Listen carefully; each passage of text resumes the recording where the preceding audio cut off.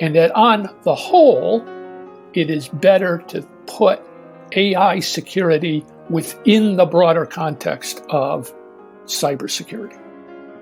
I'm Stephanie Pell, Senior Editor at Lawfare, and this is the Lawfare podcast, May 3rd, 2023. Risks associated with the rapid development and deployment of artificial intelligence are getting the attention of lawmakers.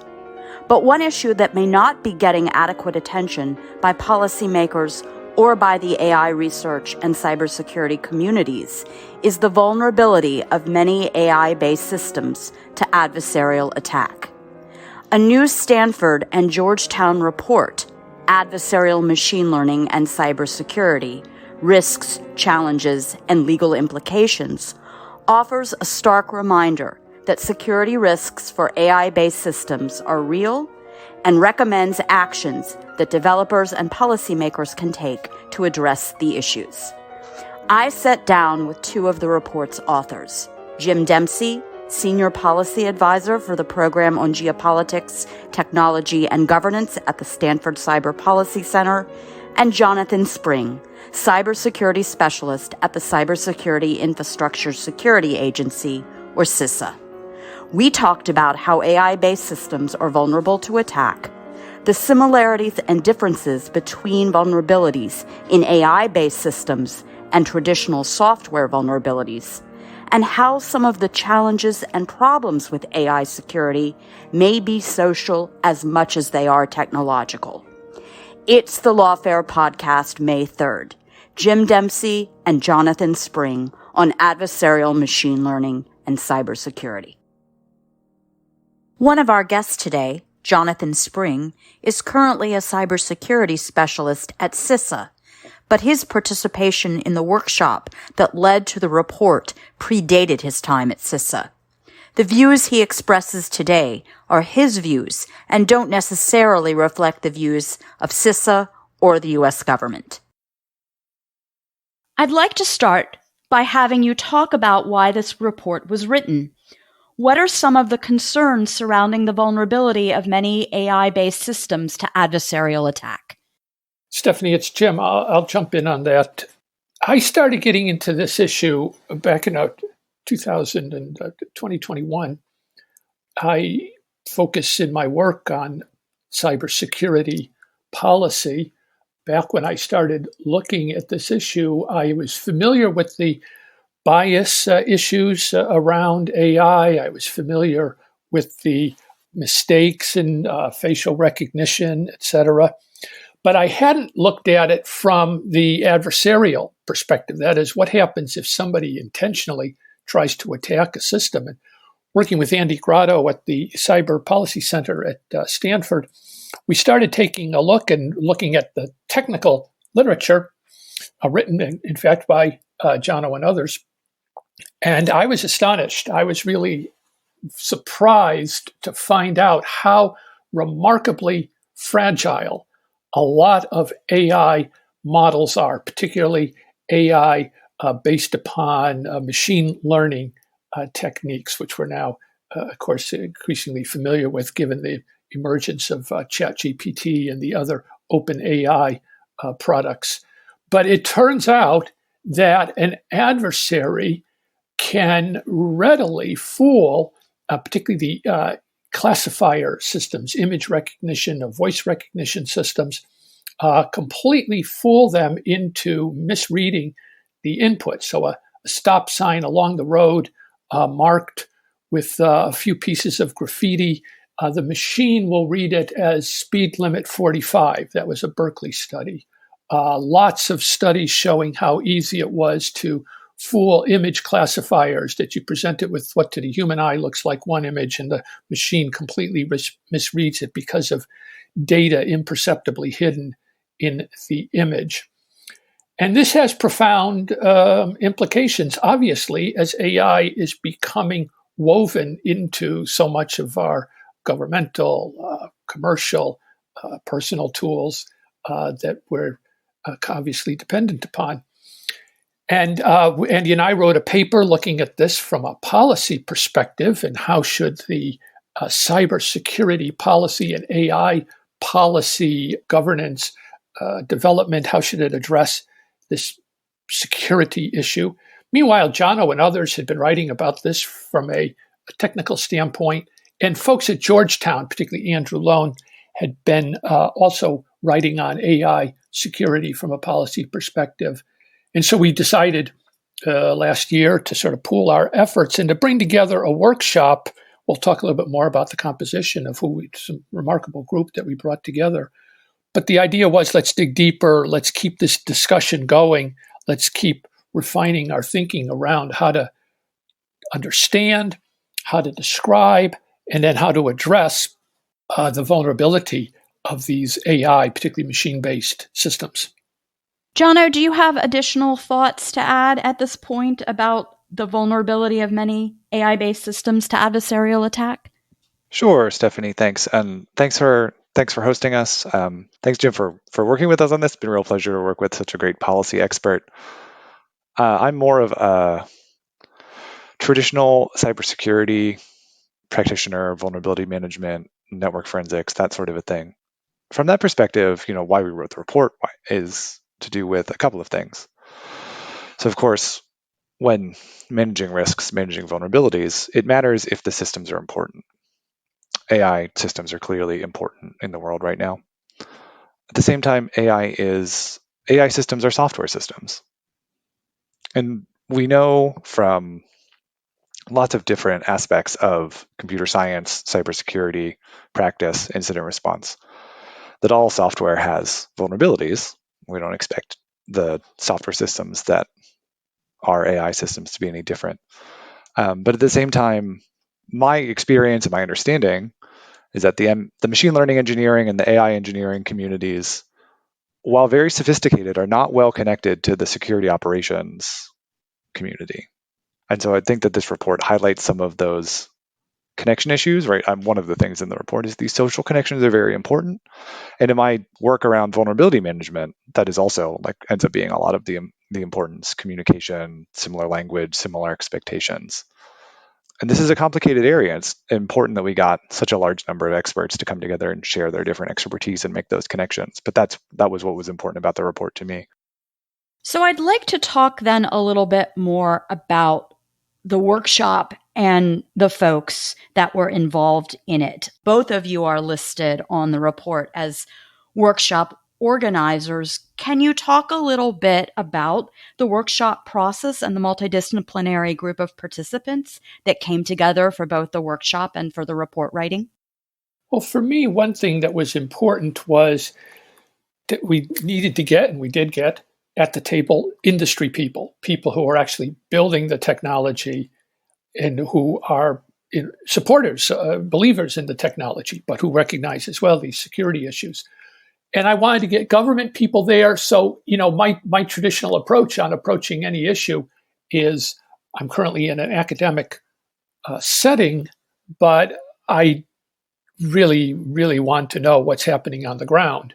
And so in putting this together, we had myself as a lawyer, Andrew Lone, I think is not a lawyer, but a policy person, Jono from the technical side.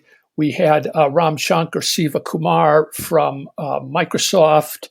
And then we brought in a mix of others, lawyers, government folks, someone from MITRE, someone from NVIDIA, someone from DeepMind, someone who at the time was at Twitter, folks in the Department of Defense. So to my mind, remarkably and very deep and broad set of perspectives on the problem. Because the first question I asked at the workshop actually was, is this just hypothetical? Is this just an academic concern? Most of the proof of vulnerabilities had been in university academic research. In fact, per day, there are multiple articles being published. Someone keeps a running tab of these. Per day, there are multiple articles published on AI vulnerabilities. And I asked, is this just hypothetical? Is this just, in the lab? And everybody agreed, no, this is real. This is going to start appearing in the real world. And the time now is to start addressing it. And to me, that was one of the most significant takeaways from the whole workshop, which was this is real. And by the way, the National Security Commission on Artificial Intelligence, they basically came to the same conclusion, and others have come to the same conclusion, that this is not just a bunch of academic studies. This is real.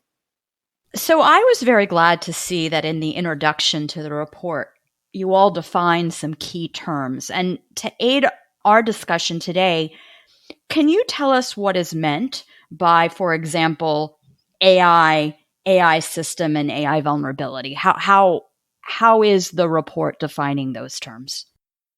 Sure, Stephanie. I think definitions are really important. I mean, to some extent, that's my sort of academic background coming through. And I definitely struggled a lot with how we wanted to define, especially the different vulnerability terms. As much as possible for the definition of AI, we leaned on existing definitions because we didn't want to sort of make a new one when other ones were adequate. So we talk about AI as generally machine learning systems or machine learning technology that is used to perform tasks that people consider to be traditionally performed by humans. I understand that there's some fuzziness with that, but that's the general gist there.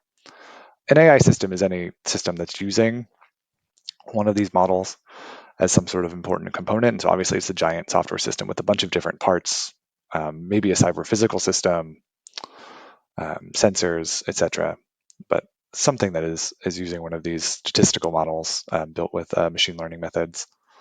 A vulnerability in cybersecurity and information security is defined quite broadly on purpose, right? Because software systems are quite broad. They include cyber physical systems already and so on. But so in general, a vulnerability in a software system is just any set of conditions or behaviors that allows for the violation of an explicit or an implicit security policy. I mean, security policy might sound a bit jargon here, but it just means the set of things that are allowed to happen by whom, right?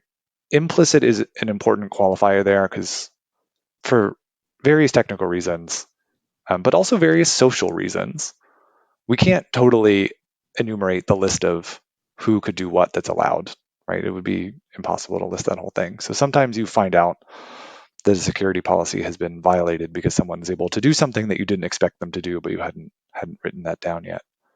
So an AI vulnerability is just any cybersecurity vulnerability in an AI system, because we don't really need to change that vulnerability definition to make it apply to these cyber physical systems or complicated machine learning systems that use an AI model as part of their software.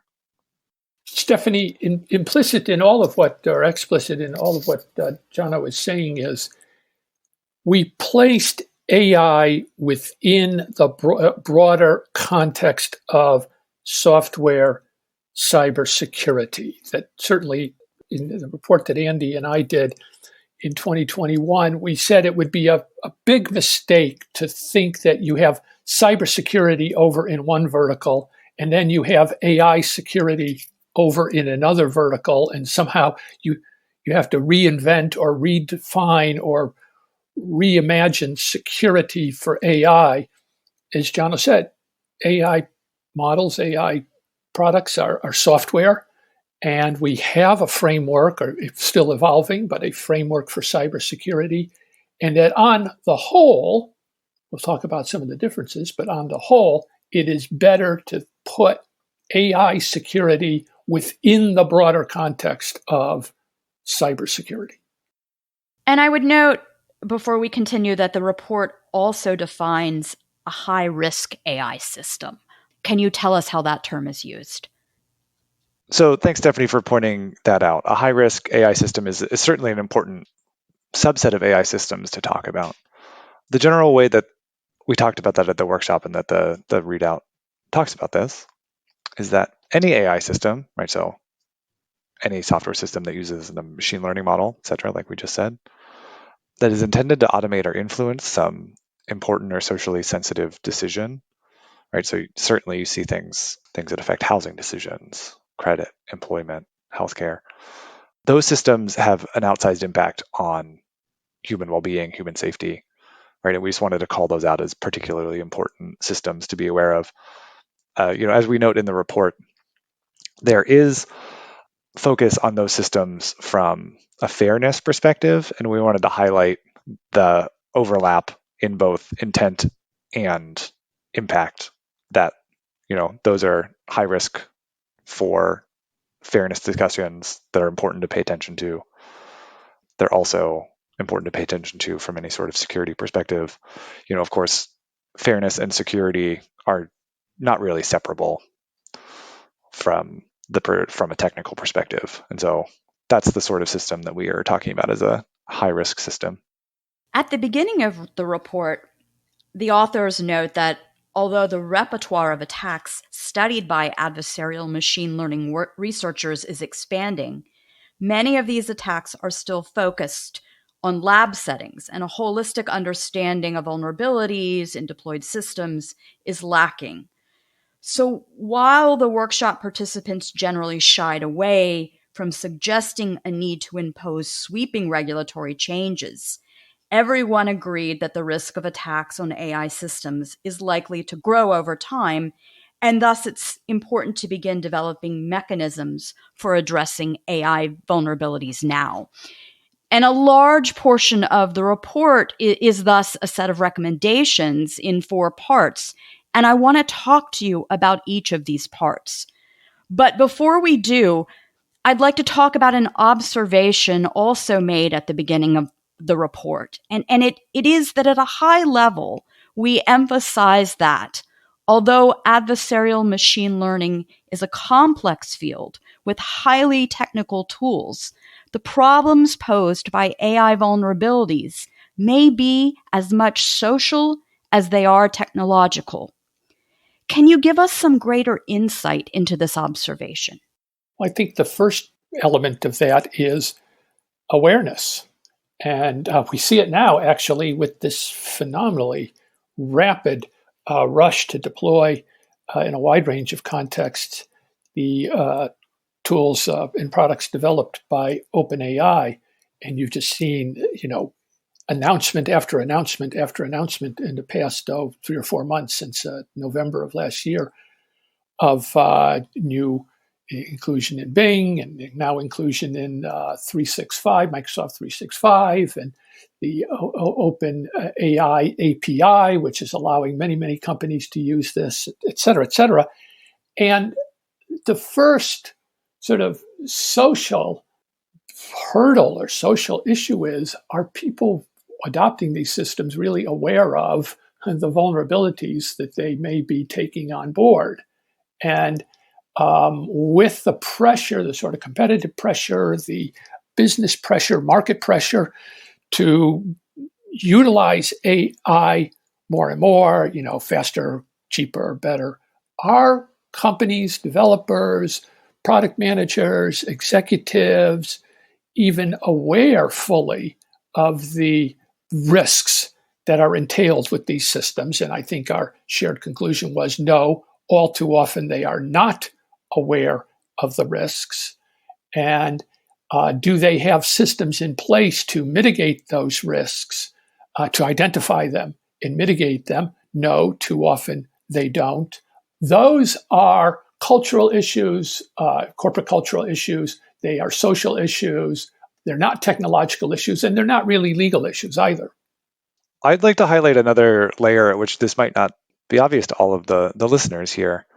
So I think that the coordinated vulnerability disclosure process, vulnerability management, those organizational functions sit pretty squarely in cybersecurity. And because of that, I think people think that they are wholly technical enterprises.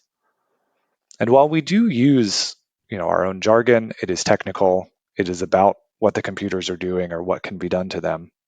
Coordinated vulnerability disclosure is a social process for how the technical people share information in a timely manner with the right people, excluding the wrong people, so that the computers can be remediated, mitigated, the problems can be fixed. The problem that we're facing with AI engineering and communicating problems with adversarial machine learning is very similar, right? It is a very technical problem. There are very important technical details. It has to be discussed in technical jargon in order to get fixes completed. But if there's a fix available and no one who operates the system knows that they have a problem, that they need to fix it, that the fix is available, it certainly won't get deployed. So this is a social problem at many levels. It's not just a sort of policy or social, like sort of societal problem within a technical underpinning. There are various ways in which this is an importantly human to human problem, and not just, at some point you get deep enough into the machine and then it just becomes technical and you don't have to worry about people anymore. The first set of recommendations that is discussed in the report surrounds the topic of extending traditional cybersecurity for AI vulnerabilities. And Jim, you touched upon this a bit, but it's worth asking, are attacks on AI systems new? And what kinds of attacks are likely to grow, do you think?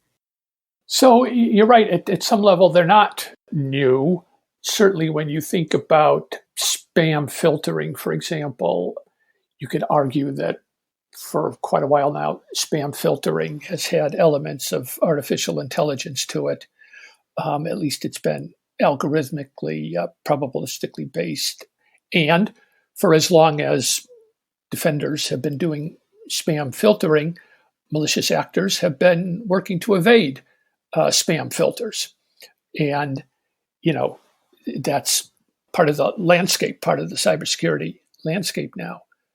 Our conclusion at the workshop, and to me it was a very interesting point, and in fact I think it was Jono who made it, where we are going to see the deployment of adversarial AI is in the areas specifically where there is either money to be made, as there is in spam filter evasion, or where there is nation-state interests at stake. So the attackers, in order to turn to AI as a vector of attack, and obviously on many systems there are many vectors of attack, we will see an increase in AI attacks where there is either a monetization opportunity or where there's a nation-state attacker opportunity.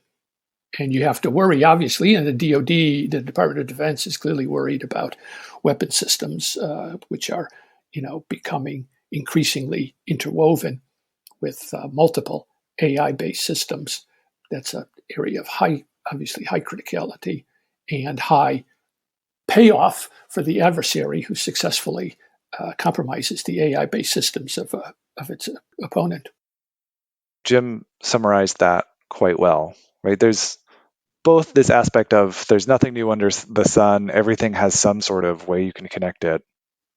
And also, things are importantly different because the world has changed, the situation has changed. I think it's important to connect with that machine learning systems are not new per se. As Jim pointed out, there's been machine learning for web search, spam filtering for going on 20 years, at least, if not more. And for as long as those systems have been deployed, people have been trying to abuse them, misuse them, subvert them, get around them. And at the same time, those were systems that in the context of coordinated vulnerability disclosure, we wouldn't normally need to do coordinated vulnerability disclosure, because if one organization owns the one mail processing center with the one spam filter, then if they have a problem, they know about it and they find it and they fix it, and we don't need to publicize that in the same way in order to get that problem addressed. There are definitely nuances to that we're glossing over here about how, attacks tend to target multiple different organizations that do similar things and so on. But what's happening, I think, with the explosion in sort of AI engineering, ML engineering, where people are better able to publish an open model, some other organization might take it in, use it, adapt it, transfer the learning, change it to a slightly different context, right? You end up with a lot of essentially supply chain problems that then lead to the need for better communication, coordination, cybersecurity processes, These are not that different from that when you use open source software that uses, say, some particular logging process, which shall not be named, that you might end up with some problems down the line because you've imported some sort of vulnerability you weren't aware of at the time you imported the software from someone else. So I think that's one of the key aspects that makes this more pressing presently from a cybersecurity, information security perspective. This increased complexity in the supply chain for production and use of machine learning models creates a pressure for better communication that was not there in the same way that it is now. That supply chain point is huge. We look at SolarWinds and what a remarkable attack that was, both in terms of the technology behind it as well as the breadth of it. And I think you thinking about using the supply chain lens to look at AI vulnerability, I think is critical. So I just want to pound on that point. So then you have, emphasized some of the similarity in thinking through AI vulnerabilities and traditional software vulnerabilities. But are there important places that you'd like to talk about where they might differ? Thanks, Stephanie. One of the places that we talked at the workshop about important differences that really sort of surfaced up and rose to a consensus is the difference in the importance of the data to the outcomes, both in that, training data, if it's manipulated, can obviously influence what the model becomes. And also these other kinds of attacks where you can potentially infer what data was used to train a model if you have access to the model, or even just the ability to query it, you can sometimes reconstruct the data set. So what that means for adequate privacy protections is quite complicated, given that the design of a machine learning model is to embed statistical facts about the data into the model so that it can be used to make inferences. And also how the data being central to the development process changes software engineering, which normally doesn't have to have unit tests and these sort of technical things that people use to ensure robust and repeatable engineering processes. It's not entirely clear how to extend that to data in the first place, and then the security implications of that is complicated. It's not that traditional software systems don't have data inputs, but the importance in an AI system is just bigger than it is for many traditional software systems. Jim, do you have other aspects that you'd like to sort of talk about the differences? Well, I think another that's such an important one, but I think another major difference is so much of vulnerability management in the traditional software world is based upon the patch to fix model. That is, bugs are identified. If you have a coordinated vulnerability disclosure system and it's being followed, the bug is reported to the software developer confidentially, leaving enough time for the developer to adopt and push a patch. Of course, the minute the patch is pushed, then the bad guys, if they haven't already known about the vulnerability, become aware of it. But if everybody is good at patching, which not everybody is, obviously, but you can get the vulnerability fixed. So the traditional vulnerability management cycle is based upon the fact that the vulnerability is fixable. But in the AI context, some of these flaws, to some extent, are inherent in the nature of the technology. And, our definition, almost everybody's definition of artificial intelligence is a set of technologies that enable computers to learn to perform tasks traditionally performed by humans.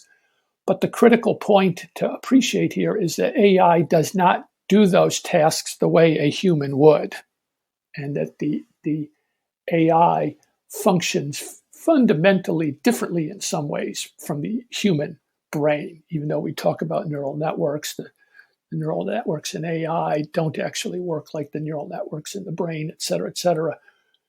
And the flaws are to some, or the vulnerabilities are to some extent the result of this interaction between the training data and the algorithm. Of course, if your training data is poisoned, you're cooked. But even if your training data is pure, still these problems can arise and can be identified and discerned by an attacker, and they may not be patchable, which then pushes the deployer of the system to the other part of vulnerability, which management, which is not to fix the vulnerability, but figuring out how to live with it and how to mitigate it rather than remediate it. So that's a big difference, and we have to acknowledge that. Even those of us like myself who say, look at AI through the lens of cybersecurity and take all of your existing cybersecurity structures and policies and make sure that you apply them to AI and don't let the sort of AI developers be over there in their own little bubble, but force the integration of your cybersecurity governance structure with your AI governance structure. Absolutely.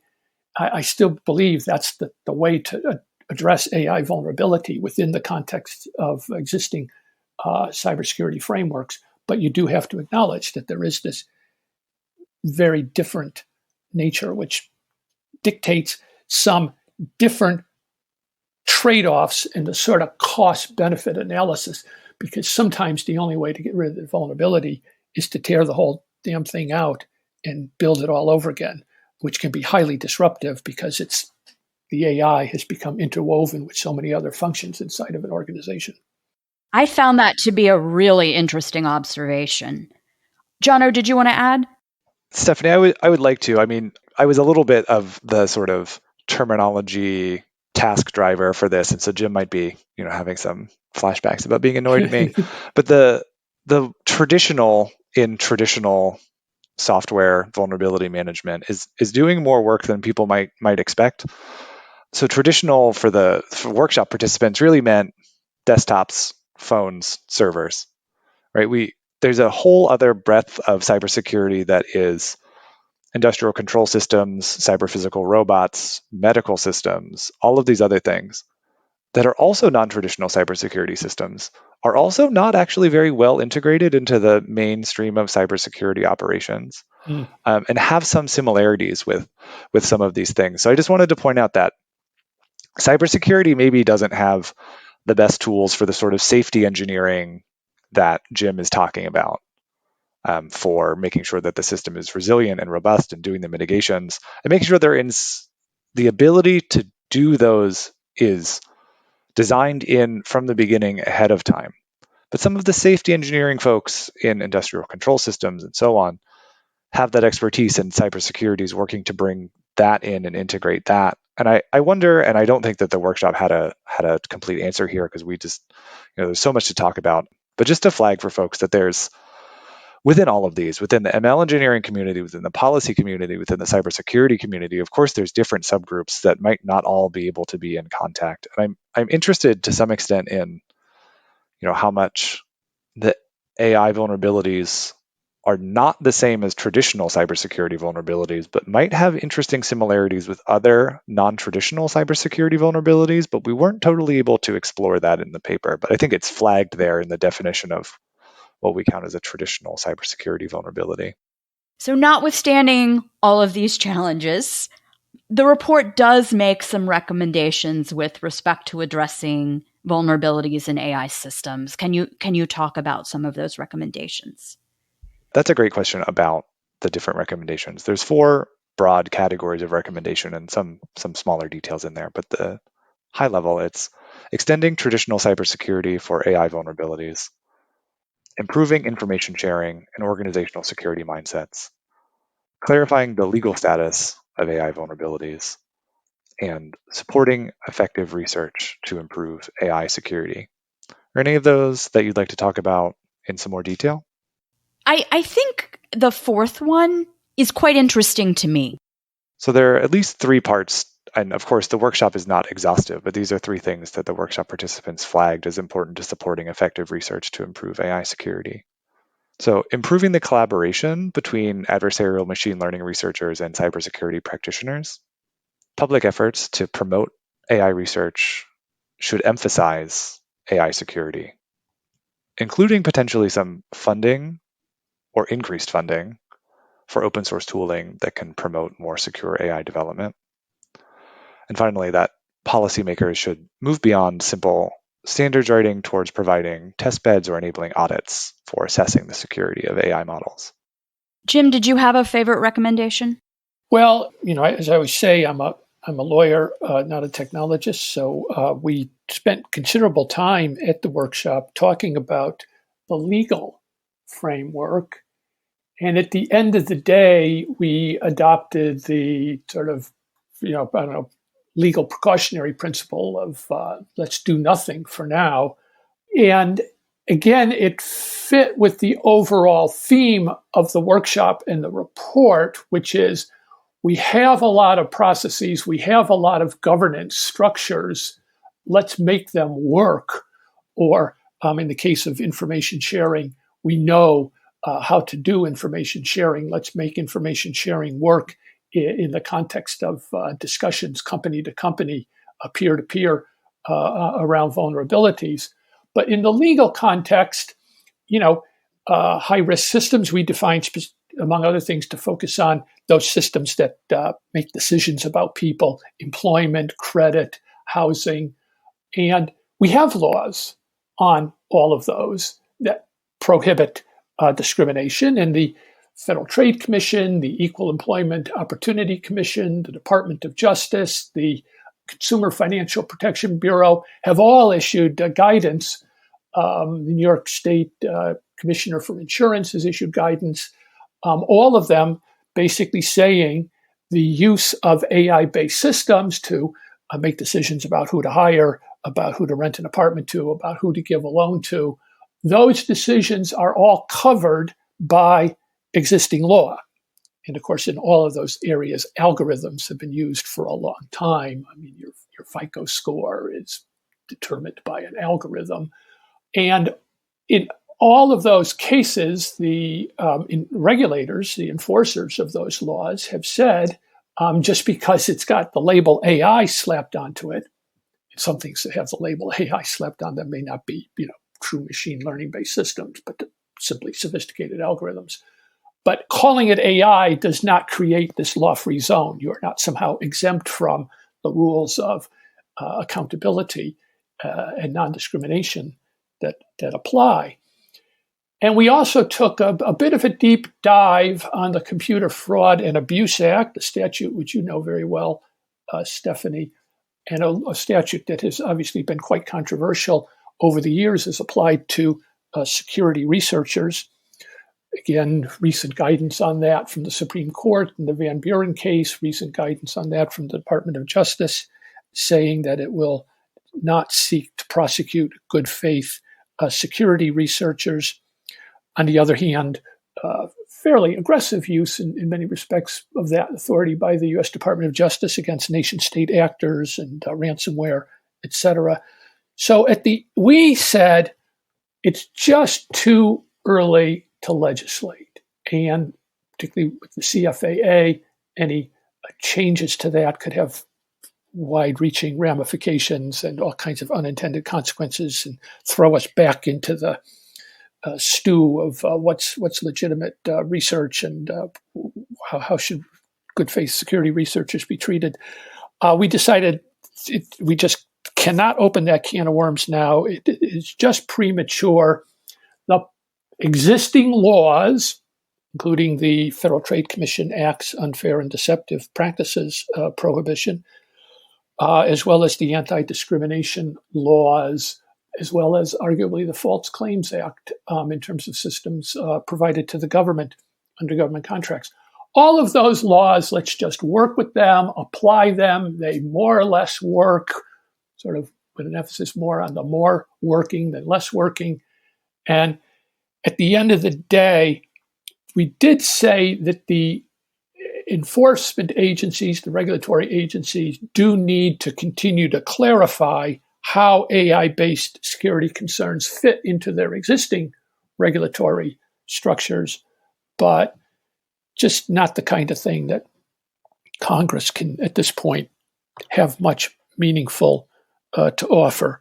And so we recommended against any changes, particularly to the CFAA, but even more broadly, we said we're not ready to say what an AI security law would look like, assuming you even want an AI security law as opposed to, again, a cybersecurity law. So I very much take the point on the problems and challenges with trying to extend the CFAA to cover AI-based attacks per se.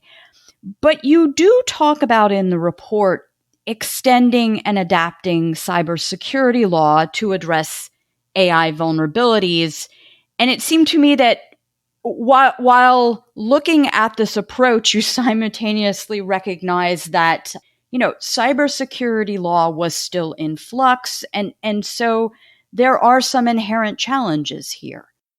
Absolutely. No. We have this beautiful sentence here. Just as AI fits, albeit uneasily, within traditional cybersecurity risk frameworks, so also it is covered under existing law, but in ways and to a degree the courts and regulators have not yet fully clarified. So, but, that's not unlike the industrial control systems that Jono refers to. It's not unlike traditional software. We do have an evolving set of laws, some of them common law doctrines dating back centuries, laws of negligence and contract. We have the early 20th century unfair and deceptive trade practices laws. Now we have a sort of a new generation of requirements. We have the word reasonable in 24 state laws, reasonable cybersecurity measures. We have the FTC enforcement, et cetera. But our overarching point was, as that cybersecurity crazy quilt is being stitched together, let's not assume we have to start stitching together a separate quilt of laws for AI. Let's start with the assumption, and by the way, that's sort of been my approach to tech policy, tech law generally. Start with the assumption that your existing laws work. Start by figuring out how to fit any new problem into the existing frameworks. And then only when it's clear that adjustment is needed do you act. And right now, it's still, to me, and I think to the others on this report, there's still no clear need to develop a separate set of laws for AI.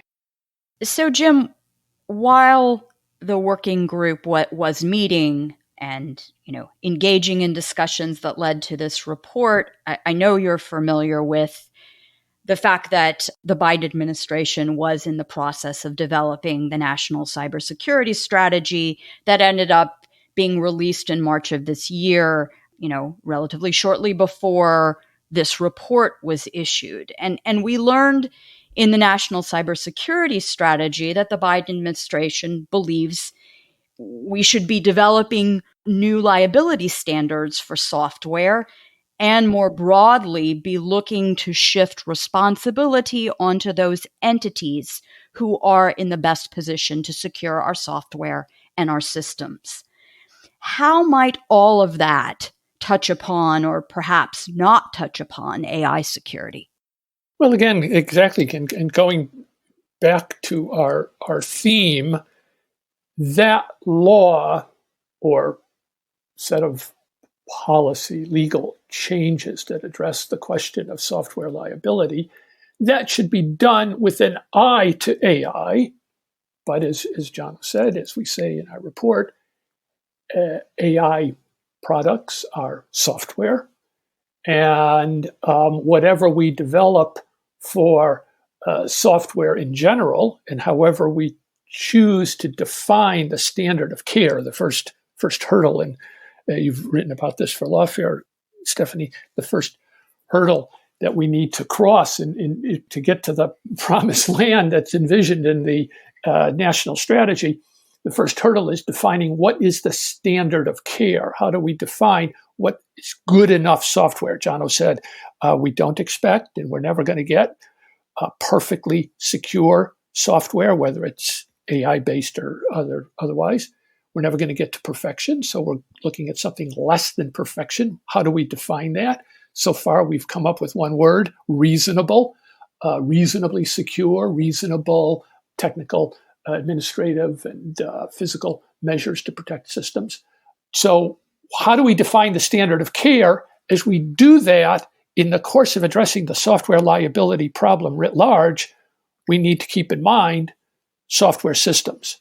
But I don't think need or want, and it would be a nightmare to try to have one software liability standard for AI software and one software liability standard for all other software, because they're increasingly just one and the same thing.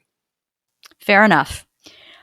I appreciate that we've been going a bit out of order of the report's recommendations, but I don't want to leave out the second topic of recommendations, which is improving information sharing and organizational security mindsets. And so I wanted to know whether and why, if it is, why is it difficult to assess how large the threat of attacks are on AI systems?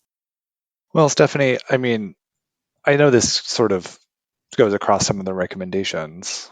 And I was actually thinking that maybe recommendation 2.2 might be my favorite, which is not exactly, it's part of assessment, right?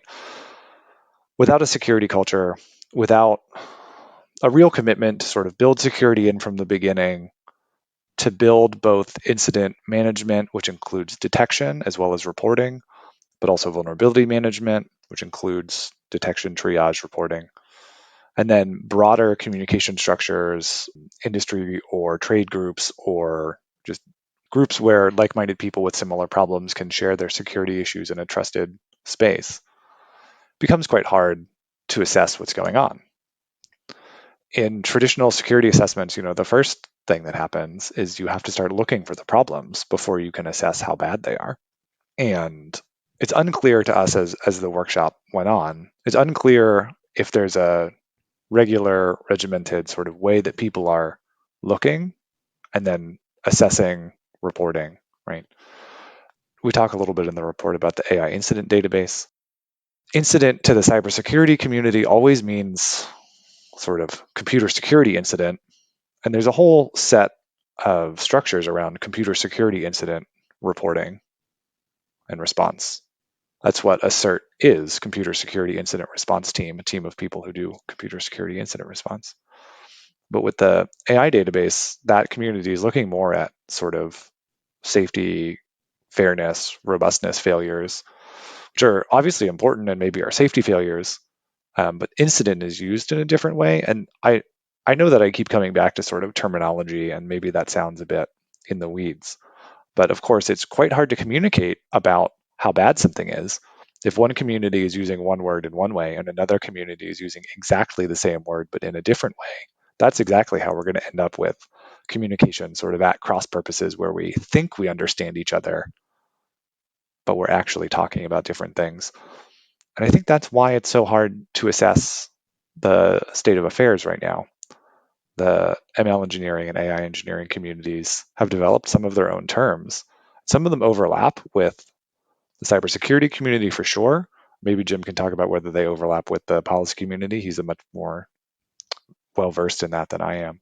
But what I have recognized and what the report talks about a little bit is these spaces where communication is hard, not because the experts aren't attempting to talk, although they aren't maybe talking quite as much as the report thinks maybe they should be, but also where the terms being discussed are not just not connecting, but they're crossed in a way that sort of causes miscommunication. So that's why this whole topic area around improving information sharing it's not just about getting people in one room, which of course it is, but it's also about driving sort of genuine communication, genuine connection on topics of importance, like really harmonizing what we mean by our processes and the operational aspects of like how some terms get cashed out into what we actually do differently. And that's going to be quite a challenge, but I think it's something that the communities are definitely, they're up for, they have the skills for. It's important that they're encouraged to do it. That definitely gets at why it's so hard. In the context of improving information sharing and organizational security mindsets, I think the report makes an important point that in the context of high-risk AI systems, it's really important for developers and deployers to prioritize transparency. Can you talk a little bit about that? Well, I think that the first question is does this particular product have AI capabilities built into it? What are they? We're actually at Stanford working on a paper on how to apply the SBOM, Software Bill of Materials, concept to artificial intelligence. And just as we argue in this report here that the concept of vulnerabilities, vulnerability management, the cataloging of vulnerabilities through the common vulnerabilities and exposure CVE system, that these should encompass and include AI vulnerabilities. A lot flows from sort of getting a CVE number. So also, we don't say it in this report, but we're about to say it in another report coming out of Stanford, that the SBOM concept can be applied to artificial intelligence-based products, so that things like what was the training data set that was used, what was the basic methodology used for the training. These are kinds of things that increasingly should be disclosed, and that the adopters of AI, the sort of people at the end of the supply chain that Jono referred to, should begin demanding and should understand how to interpret and should know what to do with and should be able to read an SBOM for an AI-based system and be able to see what are the risks that they're taking on board. Because again, increasingly, every industry, every sector across multiple kinds of operations, both internal as well as consumer-facing, as well as Jono said, the whole ICS, industrial control system, physical computer interface world. AI is going to be in all of those things. And people adopting software products, implementing things into their systems need to have a way to know what are the risks that they're taking on board. And that's, to my mind, what transparency is all about. So is there anything else that you would like to share with our listeners?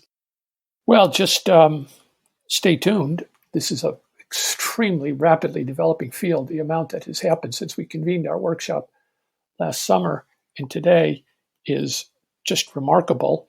We talked at the workshop last year about reconvening, and I think that's on us, but I'm hoping we can get folks together for one or more follow-on discussions and follow-on reports and basically try to keep ratcheting up the awareness and the shared knowledge around these issues. AI is here to stay. It clearly has huge benefits, but it comes with risks. And everything we know about security, just like everything we know about privacy, but everything we know about security says you have to build it in from the outset. You can't bolt it on afterwards. Jono? I obviously agree with Jim on this. The thing that I really feel is important out of a lot of this topic is that AI systems can learn a lot from what we know about building and securing software systems. There are going to be nuances that are important that we need to figure out the answers to what the exact best process is, but that the machine learning engineering community, the policy community, the cybersecurity community should work together on communicating what building security in, because that's not just the process of you build the system and then you let it out into the world.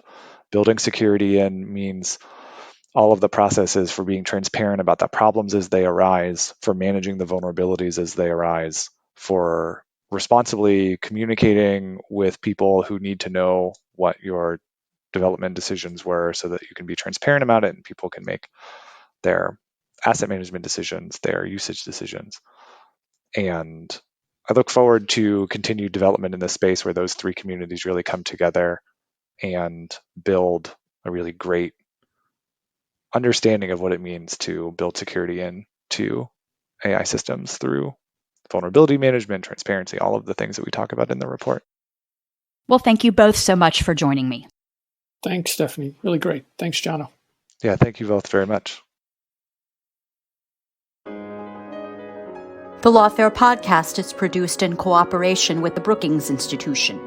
You can get ad-free versions of this and other Lawfare podcasts by becoming a Lawfare material supporter at patreon.com/lawfare. You'll also get access to special events and other content available only to our supporters. Please rate and review us wherever you get your podcasts. Look out for our other podcasts, including Rational Security, Chatter, Allies, and The Aftermath, our latest Lawfare Presents podcast series on the government's response to January 6th. Check out our written work at lawfareblog.com. The podcast is edited by Jen Patja Howell, and your audio engineer this episode was Noam Osband of Goat Rodeo. Our music is performed by Sophia Yan. As always, thank you for listening.